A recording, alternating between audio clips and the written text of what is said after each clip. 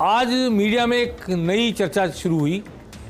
Penalty corner में हमने आज से 10 दिन पहले चर्चा की थी, मुस्लिम वोटरों की चर्चा, और बीजेपी के रेफरेंस में कहा था कि भारतीय जनता पार्टी इस बात पर विचार कर रही है कि क्या हिंदू मुस्लिम वाली कट्टरता जो यूपी और बिहार में आती है चुनाव में, वो कट्टरता की बजाय जो राजस्थान का सॉफ्ट करेक्टर है, हिंदू मुस्लिम सद्भाव का करेक्टर है, जहां पर बीजेपी के टिकट पर मुसलमान जीत कर आए। रमजान खान 2 बार पुष्कर जीते, तीर्थराज पुष्कर हिंदू का तीर्थ, 2 बार यूनुस खान जीते, अब्दुल सगीर जीते धौलपुर से, हबीबुर रहमान जीते नागौर से। तो क्या इस कि बीजेपी टिकट दे दे और मुसलमान जीत कर आ जाए, इस पर भी बीजेपी विचार कर रही है, क्योंकि एक महत्वपूर्ण बात आज मीडिया में आई है कि 2013 में जब कांग्रेस को मुस्लिम सीटें नहीं मिली तब कांग्रेस हारी। 2008 में कांग्रेस ने 17 सीटों पर मुस्लिम खड़े किए, 10 पर कांग्रेस जीती और कांग्रेस सरकार बन गई। बीजेपी ने 2 पे खड़े किए थे, 4 पे खड़े किए, 2 जीते। बीजेपी में 2013 में भी 4 पे मुस्लिम खड़े किए, 2 पर जीते बीजेपी के मुस्लिम। 2018 में बीजेपी ने 1 मुस्लिम खड़ा किया, यूनुस खान, सचिन पायलट के सामने, वो हार गए। लेकिन 2008 में जब कांग्रेस सरकार बनी तो 17 में से 10 मुस्लिम जीते थे।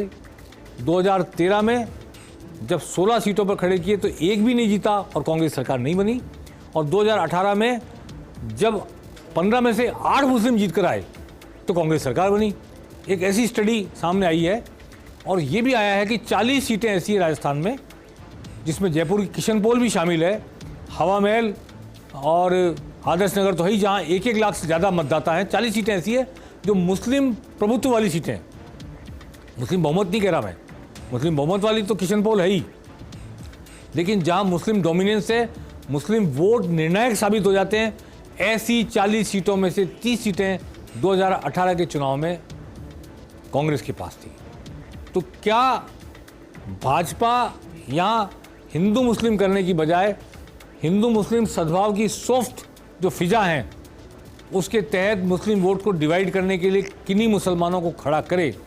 यूनुस खान का नाम तो सामने है ही, पहले 2 बार विधायक रह चुके हैं, मंत्री रह चुके हैं, कैबिनेट मंत्री।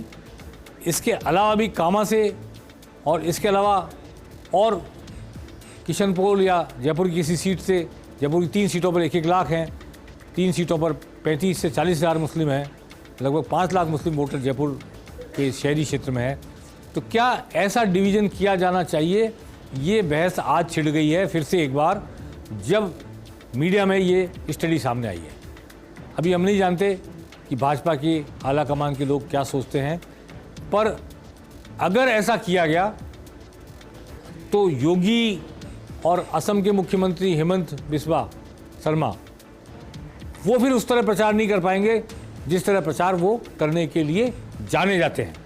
और अगर मुस्लिम सीटों की तरफ नहीं गई बीजेपी, मुस्लिम प्रत्याशी नहीं उतारे, तो फिर सबसे ज़्यादा रेलेवेंट प्रचारक, चुनाव प्रचारक होंगे योगी और हेमंत बिस्वा शर्मा। तो ये सिर्फ मुस्लिम वोट डिवाइड करने और मुस्लिम प्रत्याशी उतारने का ही सवाल नहीं, सवाल इस बात का भी है कि जब आप ऐसा करेंगे तो फिर आपके प्रचारक क्या प्रचार करेंगे, किस तरह प्रचार करेंगे। और फिर बाड़मेर में उधर प्रतापपुरी जी महाराज का और दूसरे लोगों का जो चुनाव अभियान चलता है, उस चुनाव अभियान का क्या होगा। तो ये एक बेसिक सवाल बीजेपी के सामने है। अभी 76 सीटें बीजेपी की बाकी है, जिनमें ऐसी प्रमुख सीटें जहां मुस्लिम बड़ी संख्या में हैं उन पर घोषणा होने बाकी है।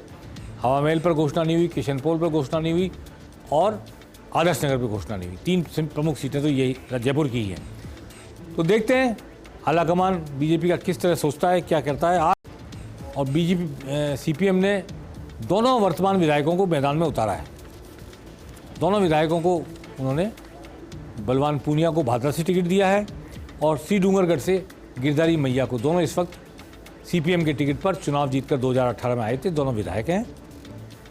इसके अलावा पेमाराम जो पूर्व विधायक हैं उनको धौत से टिकट दिया गया है और खुद जो प्रमुख सर्वे सर्वा हैं इस वक्त सीपीएम के राजस्थान में, अमराराम, वो पुरानी सीट दातारामगढ़ पे चले गए।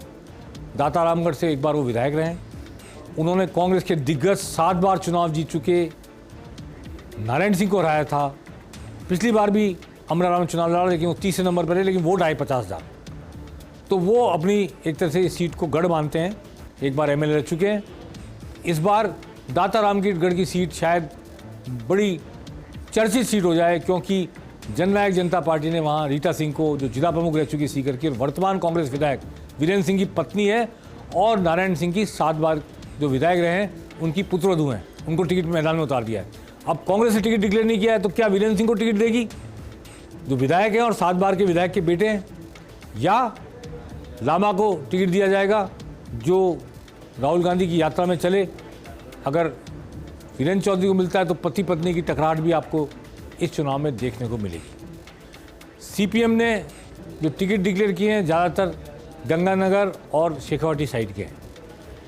अब मैं आपको ये कहना चाहता हूँ, सबसे इम्पोर्टेंट बात, कि बीजेपी में अभी भी बगावत का सिलसिला जारी है। बड़ी संख्या में लोग चुनाव लड़ने की तैयारी कर रहे हैं। किशनगढ़ से जो चुनाव लड़ने की तैयारी कर रहे थे, उनको तो कांग्रेस ने अपना स्थान दे दिया अपनी पार्टी में, टिकट दिया नहीं दिया ये पता लगेगा शाम को, रात को। लेकिन ब्यावर से बागावास तैयारी कर रहे हैं, और ज्ञान सारस्वत जो प्रमुख पार्षद हैं अजमेर के, वो वासुदेव देवनानी को टिकट दिए जाने के विरोध में भाजपा के बहुत सारे प्रमुख नेताओं के संयुक्त उम्मीदवार बन गए। और भाजपा के लोगों ने शायद ये नारा देना तय कर लिया है। पुष्कर में एक मीटिंग की थी उन्होंने कि देवनानी हटाओ, भाजपा बचाओ, देवनानी हटाओ, अजमेर बचाओ, ऐसा नारा ज्ञान सारस्वत के लिए लग सकता है। और सन 52 से अब तक, पहले चुनाव से अब तक, ये एक सीट सिंधी उम्मीदवार की रही है। गैर सिंधी उम्मीदवार लड़ने की कई बार कोशिश कर चुके, श्री गोपाल भाईती कर चुके, महेंद्र ललाता कर चुके, लेकिन थोड़े थोड़े मार्जिन से वो हार जाते हैं। इस बार ज्ञान सारस्वत के खड़े होने से बीजेपी को झटका लगेगा। क्या कांग्रेस गैर सिंधी प्रत्याशी को खड़ा करने का प्रयोग दोहराएगी, या कि फिर किसी सिंधी को खड़ा करेगी, ये देखने वाली बात होगी। लेकिन ज्ञान सारस्वत की बगावत का पूरे प्रदेश में इसलिए चर्चा है कि वासुदेव देवनानी विद्यार्थी परिषद के भी अध्यक्ष रहे हुए हैं, उदयपुर से अजमेर चलकर आए थे, अजमेर ने उन्हें हाथों हाथ लिया, गले लगाया, 20 साल से विधायक है, 20 साल से वासुदेव देवनानी लगातार जीतते आ रहे हैं कांग्रेस को हराकर। उनके खिलाफ खुली बगावत की घोषणा अजमेर के भाजपा नेताओं ने कर दी है। ऐसी बगावत की बात सांचौर में चल रही है, झुंझुनू में चल रही है, एक से ज़्यादा जगह हमें पता लगा है। और भीलवाड़ा में ख़ास तौर पर जो 3 बार से विधायक हैं विट्ठल शंकर अवस्थी, उनके खिलाफ तो पूरी भाजपा खिलाफ खड़ी हो गई है। और जातिगत वो लोग मानते थे कि ब्राह्मण वोट पड़ता है, लेकिन वहाँ तो स्थिति ये है कि अगर लोकेश शर्मा मुख्यमंत्री ओएसडी खड़े हो जाएंगे तो हो सकता है ब्राह्मण वोटों का डिवीजन भी हो जाए और बहुत सारे भाजपा के लोग साथ नहीं दें। ऐसी बगावत भी हो सकती है। और चंद्रभान सिंह आक्या, जिनका टिकट काट कर नरपत सिंह राजवी को टिकट दिया गया है, ऐसा कहा जा रहा है कि नरपत सिंह राजवी के पक्ष में उनको चुनाव मैदान से हटाने की कोशिश की जा रही है। राजेंद्र राठौड़ इस दिशा में सक्रिय हैं, क्योंकि उनकी बात मानते हैं चंद्रभान सिंह आक्या। लेकिन चंद्रभान सिंह आक्या अपने वजूद को लेकर लड़ रहे हैं, क्या लड़ेंगे या नरपत सिंह राजवी के साथ खड़े हो जाएंगे, इस पर हम सबकी निगाह रहेगी।